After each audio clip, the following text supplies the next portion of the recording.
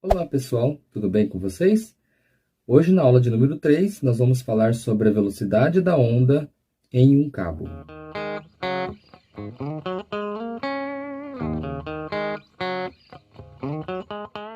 Na aula passada nós vimos a equação da onda, tá certo?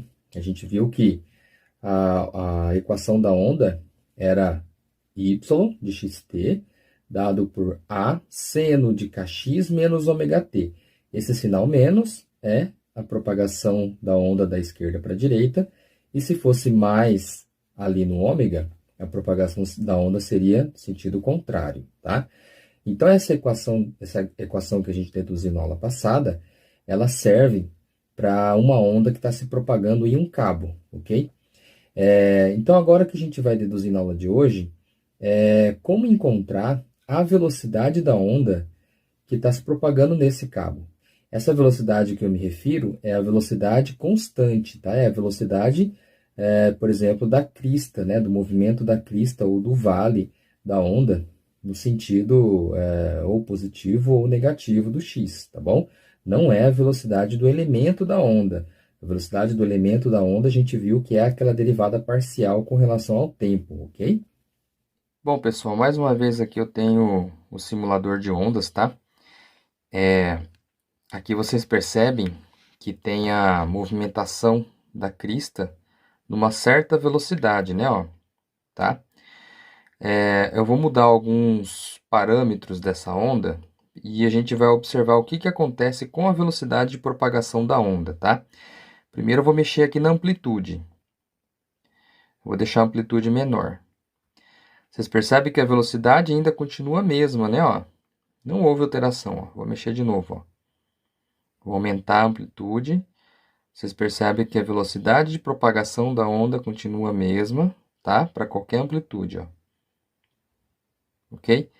Então, a gente conclui que, experimentalmente, a gente já vê aqui, então, que a velocidade de propagação da onda é independente da amplitude, certo? Vamos mexer em outro parâmetro aqui, que é a frequência, tá? Ó, frequência da onda. Eu vou diminuir a frequência, ó. Ó, essa aqui é a velocidade de propagação, tá? Vou aumentar a frequência.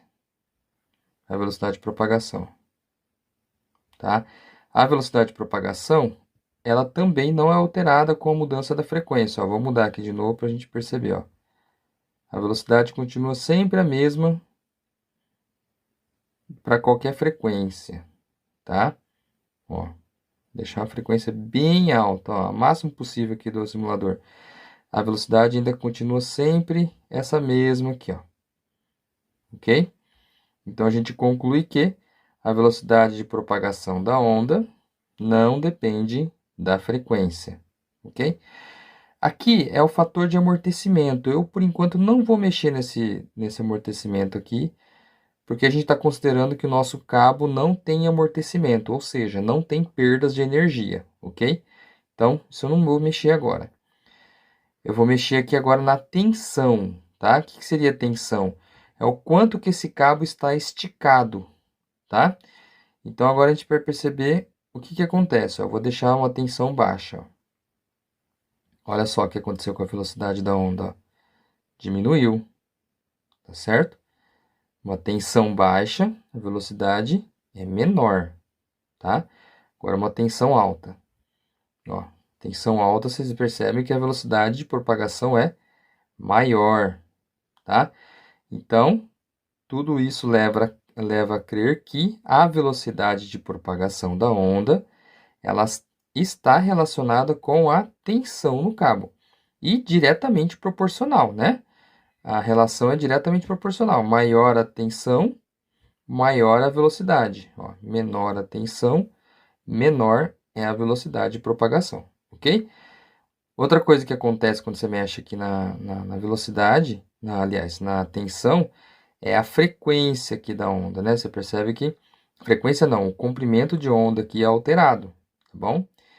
Mas isso aqui a gente vê depois, tá? Mas primeiro a gente está falando só sobre a velocidade, ó. Tensão baixa, velocidade baixa. Tensão alta, velocidade alta, ok? Então, de alguma forma, a gente precisa encontrar a equação que vai relacionar a velocidade com tensão, né? Que eu vou chamar de força. De alguma forma, ela é diretamente proporcional. Agora, como é que é essa proporcionalidade aqui? A gente vai deduzir na lousa, ok? Tem um outro parâmetro que influencia aqui na velocidade da onda, que no simulador não tem como alterar, que é a densidade de massa linear do cabo. Ou seja, se o cabo é mais grosso, se o cabo é mais fino, tá? Isso também vai alterar a velocidade da onda, tá bom? Mas na equação que a gente vai deduzir na lousa, a gente vai ver isso daí, como é que é a dependência. Aqui no simulador não dá para fazer, ok? Eu vou pegar aqui um pedacinho da onda, tá? E eu vou focalizar em um pedaço específico dessa onda, um pedaço aqui, por exemplo. E esse pedaço ampliado, né, o seu tamanho ampliado, vai ter esse formato aqui, ó.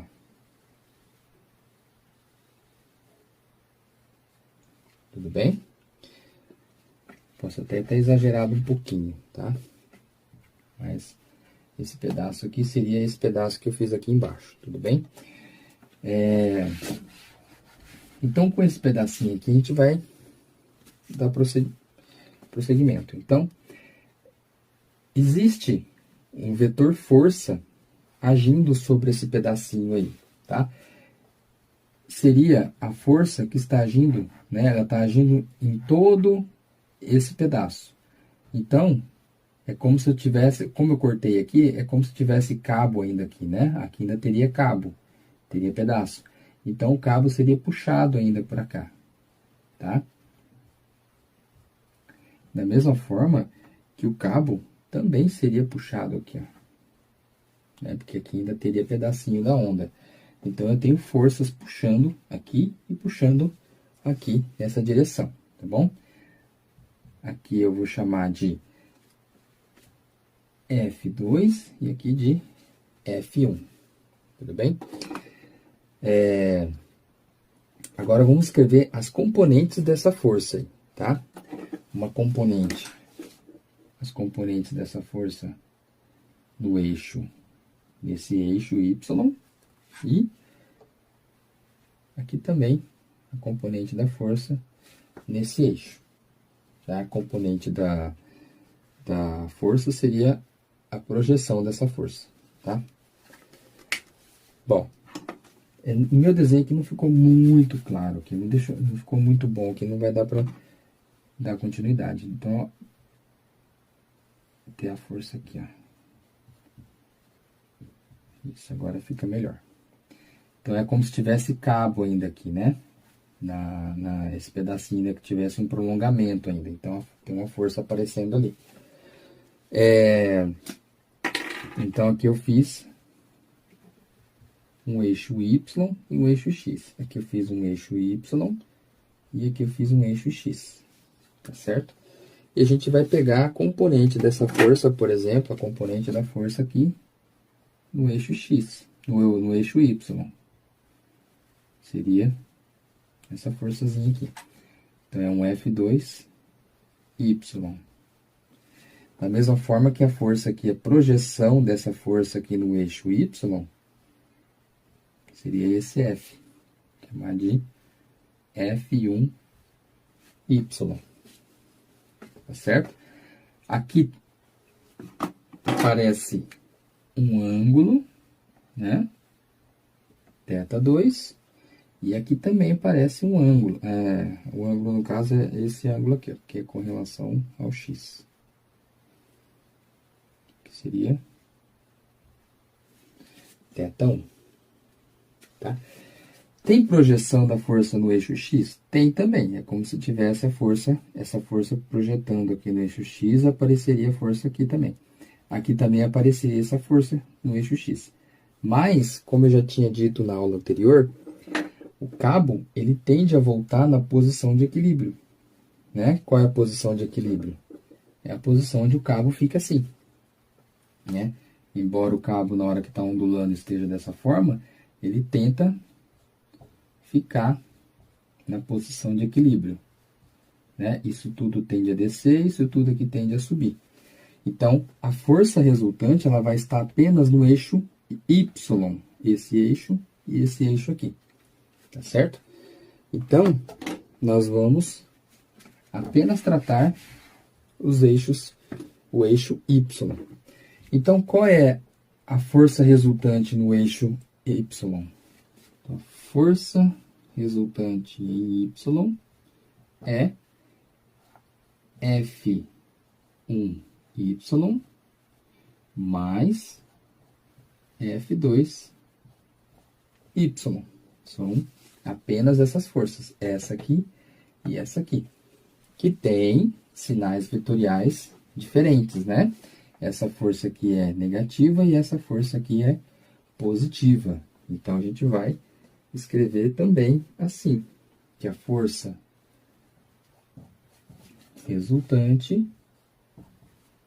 é um Fy negativo, e esse Fy, como aqui é θ1, eu posso escrever em função de F1, né? Esse F1y eu posso escrever em função de F1. E ele é o que desse ângulo θ1? Se eu pegar esse pedacinho aqui e colocar aqui, ó, né, na frente, ele vai ser o cateto oposto. Então, é o F1 seno de θ1. Então, eu vou colocar, no lugar de F1y, eu vou escrever isso aqui, ó, menos F1 seno de θ1. Menos, porque é um vetor para baixo, tá certo? Mais esse vetor aqui, F2y, né? F2y é esse aqui, ó. Que escrito em função de F2, ele vai ser um F2 seno de θ2. F2 seno de θ2. Então, temos a força resultante em Y. Tudo bem? Por isso que eu disse no início da aula que isso seria a equação que a gente está procurando seria através da lei de Newton, porque a lei de Newton envolve força, tá? Então, a força resultante em Y, né? Faltou colocar o Y aqui, é menos F1 seno de θ1 mais F2 seno de θ2, tá? A gente vai considerar, né, a primeira consideração que a gente vai fazer é que F1 é igual a F2, que é aquelas forças que estavam um aqui e outra aqui, no desenho que eu acabei de apagar, são iguais, tá? F1, módulo de F1 igual ao módulo de F2, então eu vou chamar isso tudo de F. Isso aqui só vai ser verdade também se a tensão na corda for uniforme. Ou seja, se a corda também for uniforme, né? Feita de um material só. Então, é uma aproximação razoável para a gente, tá? Não é nada absurdo fazer isso aqui. Então, a nossa equação FRY vai ficar mais simplificada, porque agora eu posso colocar o F em evidência, porque já que isso aqui e isso aqui são iguais, né? Então, eu vou colocar um F só para eles. Então, aqui vai ficar menos seno de θ1 mais seno de θ2. Tudo bem? Então, nossa força resultante em Y ficou dessa forma aqui, mais simplificada, né? Agora, a gente vai fazer uma outra aproximação de que seno de θ, aliás, o θ1 e o θ2, sejam muito pequenos, tá? Um θ1 muito pequenininho e o θ2 muito pequeno. Lá no nosso desenho, né, se a gente... vou fazer o desenho de novo aqui. Tinha força aqui. Aqui era o eixo e aqui era a força. O θ é o que aparecia, né, que é o F2. O θ é esse ângulo aqui, ó. Se eu considerar que esse θ é muito pequenininho, ou seja, se eu falar que esse θ é pequeno, eu estou falando que a amplitude da onda também é pequena. Quer dizer que é uma onda que tem uma amplitude bem pequenininha. Não é uma onda assim, tá? É uma onda com amplitude pequena. Isso vai fazer com que o nosso θ também seja pequeno. Se eu considerar, então, que o θ é pequeno, para fazer o θ, o θ pequeno, eu vou estar falando que a minha função seno de θ, ele vai ser aproximadamente tangente de θ. Por que isso?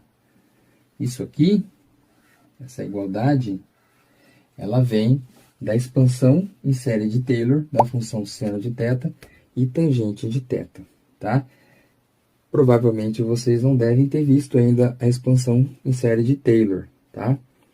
A expansão em série de Taylor significa que você pode escrever a nossa função seno de θ como sendo uma soma de vários números, tá? Eu vou deixar aqui a expansão em série de Taylor da função seno de θ e tangente de θ. E quando eu faço isso, os termos com potências muito grandes, né? Termos com potências muito grandes, faz com que o meu θ acaba tendendo para zero, né? Já que o θ é pequenininho, se eu levar um negócio pequeno a uma potência grande, esse negócio que era pequeno vai ficar menor ainda, então vai acabar sumindo. Então eu vou desprezar vários termos da minha série de Taylor, a função seno de θ vai ficar aproximadamente a tangente de θ. Então isso significa que a minha função, aliás, a minha força resultante em y, ele vai poder ser escrita como sendo, vou colocar isso aqui primeiro, né? Tangente de θ2 menos tangente de θ1. Isso para θ pequeno. Tá bom?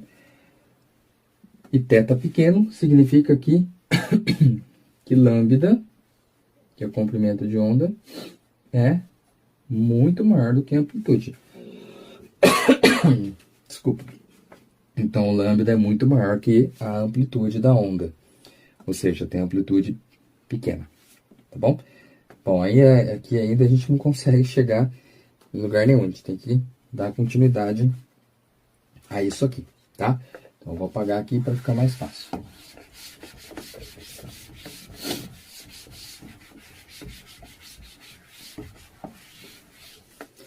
Vou refazer o desenho que eu tava fazendo, que eu tinha feito, né? Do pedacinho da onda.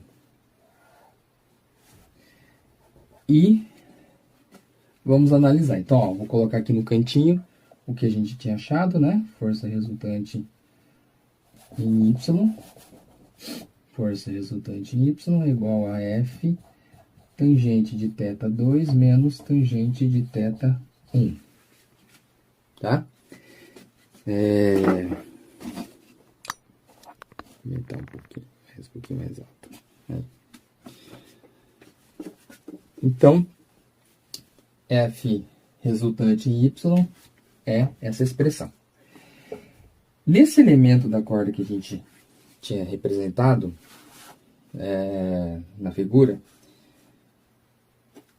eu agora vou pensar só em termos da própria função. Ou seja, eu não vou pensar mais na força, que tá igual eu fiz aquela hora, uma força aqui, uma força aqui, tá?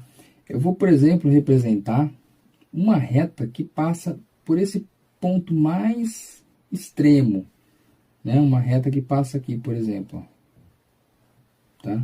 Uma reta que encosta apenas num ponto. Essa reta que encosta apenas num ponto tem um nome, né? Chamada de tangente. Reta tangente a esse ponto. E se ela fosse totalmente paralela, né? Então, essa aqui é a reta tangente, ela tem um certo ângulo. Se ela fosse totalmente paralelo, ela encostaria nessa aqui, mas ela não é paralela, ela tem um ângulo, tá? Então, aqui é um ângulo θ2 com relação à horizontal, tá? Essa reta. Deixa eu desenhar de novo essa reta aqui que não tá legal. Então, aqui é um ângulo θ2 com relação à horizontal, tá? Essa reta. Deixa eu desenhar de novo essa reta aqui que não tá legal. Nosso eixo X, horizontal. E essa reta tangente é uma reta que passa aqui, ó. Tá? Uma reta que tá passando aqui. E agora aqui aparece o ângulo θ2. A gente vai pensar a mesma coisa aqui. Vamos pegar a nossa horizontal, ó. E a reta tangente a esse ponto é uma reta que passa aqui. Aqui. E aqui aparece o ângulo θ1. Tá? Então, ó. Aqui é o elemento da nossa corda, tá? O elemento que eu já tinha desenhado antes. E agora eu só estou pegando esse ponto extremo e esse ponto extremo aqui. E estou verificando qual é a reta que passa por esses pontos extremos. Uma reta aqui, um ponto aqui, qual que é a reta que passa por ela. E esse ponto aqui, qual é a reta que passa por ela. Porque a gente sabe que, considerando que esse cabo é fino, né, que ele não tem dimensão, não é dessa grossura que eu fiz aqui, né, ele é fino, a gente sabe que em um ponto passa apenas uma reta, nesse único ponto. E é chamado exatamente a reta tangente. Então eu estou desenhando exatamente qual é a reta tangente que passa por esse ponto mais extremo e qual é a reta tangente que passa por esse ponto mais extremo, tá certo? Esse cabo, ele tem continuidade aqui, tá? Ele tem continuidade. Se ele não tivesse continuidade, se ele fosse um cabo infinito, se ele não fosse um cabo infinito, se fosse simplesmente um negócio que pegasse e terminasse assim, né? Não tivesse nada aqui, aí esse ponto mais extremo teria infinitas retas passando por ele. Não é o caso aqui. Não vai ter infinitas retas passando por esse único ponto, porque ele tem coisa aqui para frente. Bom, para ficar claro, pode aparecer essa dúvida para vocês aí, né? Mas nesse ponto aqui, que é o ponto extremo, tem infinitas retas passando. Não. Nesse caso nosso não vai ter, porque o cabo tem pedaço ainda para lá. Tá bom? Enfim, continuando, vamos pegar esse ponto aqui, ó, da nossa, supondo que isso aqui é uma função, né, uma função de onda, isso aqui é o nosso y de x, esse ponto aqui, ó. E esse ponto aqui seria quem? O y de x mais ΔX, que é o ΔX entra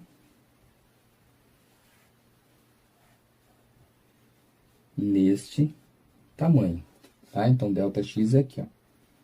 Então, esse ponto é um y de x, e esse ponto aqui seria a mesma função, só que um pouquinho mais para frente, um y de x mais ΔX. Beleza? Bom, a derivada desse ponto, ó, vou colocar a derivada dessa função nesse ponto,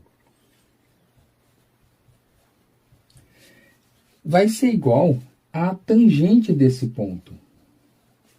Isso aqui é uma propriedade do cálculo, que a derivada de uma função em determinado ponto é igual à tangente da reta que passa por esse ponto, tá? Uma propriedade. A mesma forma aqui, ó, y de x, ele vai ser igual a tangente de θ1. Tudo certo? Ah, mas isso aqui eu não lembro, professor. Isso aqui eu não consigo lembrar, faz tempo. Isso aqui a gente vê em cálculo, tá bom? Que a derivada de uma função é a tangente tangente da reta que passa por essa função. Não precisa se preocupar, tá bom? No final das contas, a gente vai utilizar apenas a equação que a gente vai chegar até no final dessa aula. A gente vai fazer toda essa dedução para chegar apenas numa equação. A gente vai aplicar a equação que a gente vai deduzir. Lógico que é importante vocês entenderem todo o processo, tá? Por isso que essa aula está sendo dada. Mas se vocês não se lembram disso aqui, não precisa se preocupar que isso aqui não vai ser cobrado para vocês neste curso, tá? Importante vocês relembrarem, né? Pesquisarem nas anotações de cálculo que vocês tiveram para ver essa relação, tá bom? Mas tudo bem, vamos continuar. Isso agora, o que eu vou fazer? No lugar de tangente 2, ó, θ2, eu vou escrever isso. E no lugar de tangente θ1, eu vou escrever isso, tá? Então, vamos apagar. O vídeo já está ficando longo, né? Mas é porque eu estou falando devagar. A força resultante vai ser um F. Então, como eu disse, no lugar de tangente de θ2, eu vou colocar derivada de x mais ΔX menos derivada de x. Até aqui, tudo bem? E agora a gente vai fazer entre aspas, uma gambiarra. Vamos multiplicar por ΔX e dividir por ΔX. Quando a gente faz isso, a gente não muda nada, né? Porque a gente está multiplicando por 1, né? Afinal de contas. Mas agora eu vou fazer o seguinte, eu vou pegar o ΔX e vou colocar aqui embaixo. Aí vai ficar F, YX mais ΔX, menos Y de X, sobre ΔX multiplicado por ΔX. Tudo bem? E agora, a gente vai fazer com que aquele elemento que eu tinha desenhado aqui assim, né? A gente vai fazer com que esse pedaço da nossa onda, né? Que esse pedaço aqui que veio de um zoom que eu tinha feito aqui, né?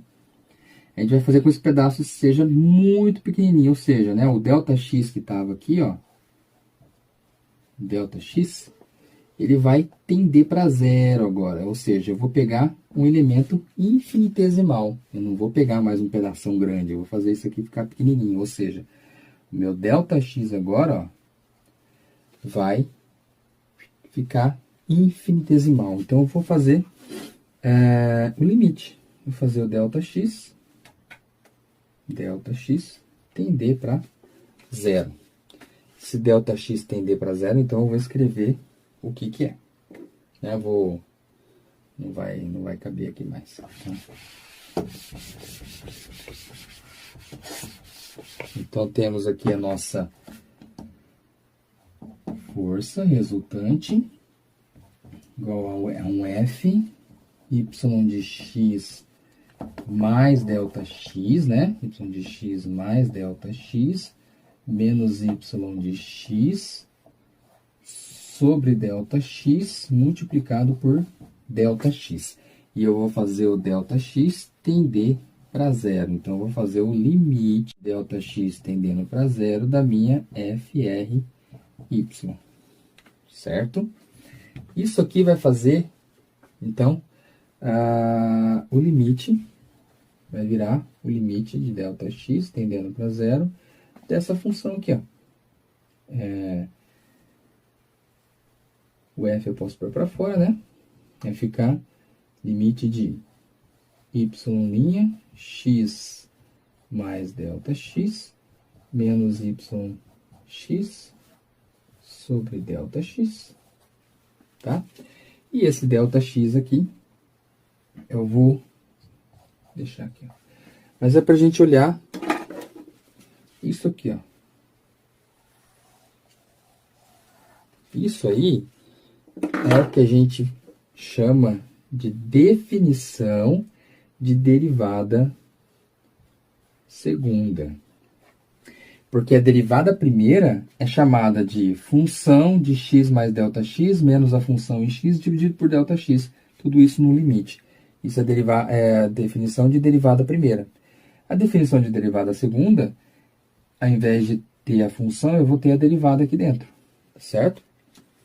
Também posso deixar a figura dessa definição de derivada aqui no cantinho para vocês acompanharem no vídeo.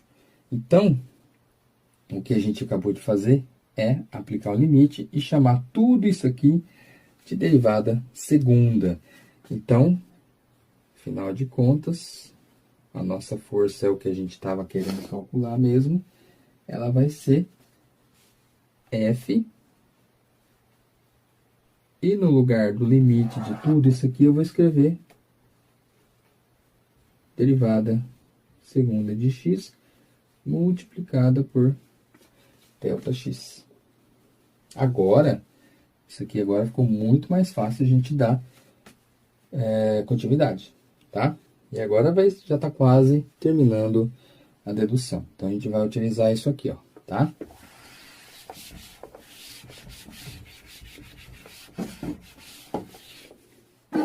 Então, f de RY igual a f de y duas vezes de x ΔX. Eu sei que derivada segunda y de duas linhas é a derivada segunda, tá? E outra coisa que eu sei é que FR de y, pela segunda lei de Newton, força resultante é igual a quem? Massa vezes aceleração. Então, eu vou fazer essa igualdade. Massa vezes aceleração é igual a F multiplicado por derivada segunda de y com relação a x multiplicado por ΔX, tá? Eu sei que a aceleração é derivada duas vezes da minha função com relação ao tempo. Então, ó, só estou reescrevendo a linha de cima. E agora, outra coisa é que ΔX, né,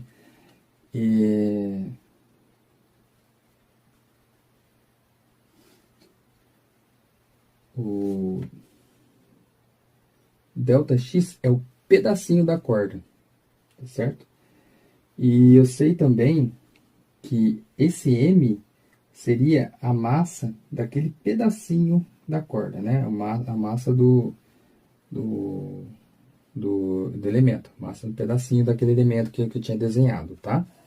Então, o M é a massa do elemento infinitesimal, ΔX é o tamanho desse elemento infinitesimal, e então eu vou escrever uma outra, vou adicionar uma outra entidade à nossa equação. No caso, eu vou passar dividindo, então vai ficar M sobre ΔX,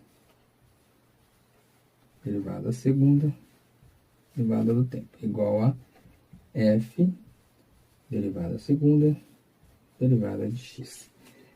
Aqui, esse M sobre ΔX seria a massa desse elemento, dividido por esse comprimento, né, o pedacinho, o comprimento desse pedacinho.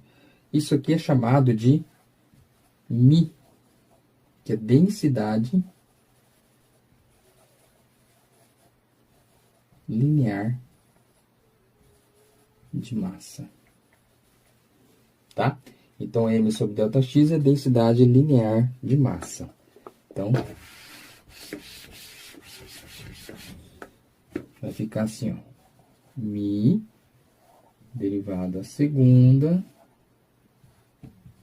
igual a F, derivada segunda de x.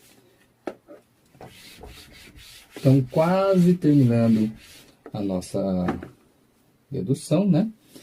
E agora eu vou pegar esse μ e vou passar dividindo. Então, vai ficar derivada segunda de t igual a f sobre μ derivada de x. Agora, essa equação que é, se vocês observarem bem, uma equação diferencial, tá? A gente vai comparar com a equação diferencial da onda. Essa equação diferencial da onda, que vocês devem ter no caderno de vocês, é essa equação aqui, ó. Derivada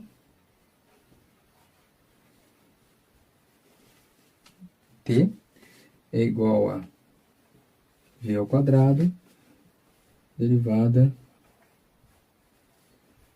de x. Olha só, compara essas duas equações, né? Isso aqui é igual a isso, tá? Isso aqui é igual a isso. Então, essa igualdade só vai ser válida desde que isso seja igual a isso aqui. Ou seja, velocidade é igual a raiz de f sobre o μ.